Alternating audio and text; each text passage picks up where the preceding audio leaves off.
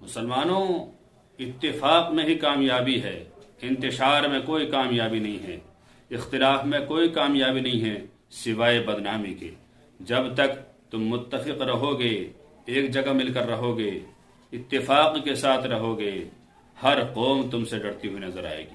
لیکن جیسے ہی اتفاق ختم ہو جائے گا تو سمجھ لو ساری قومیں، سارے دشمن تمہارے پیچھے پڑ جائیں گے۔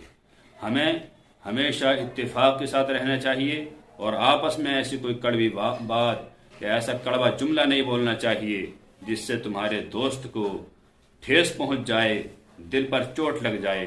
اس لیے کہ عقل مند حضرات کہتے ہیں کہ دوبارہ گرم کی ہوئی چائے اور دوبارہ جوڑے ہوئے رشتے میں پہلے والی مٹھاس کبھی نہیں آ سکتی۔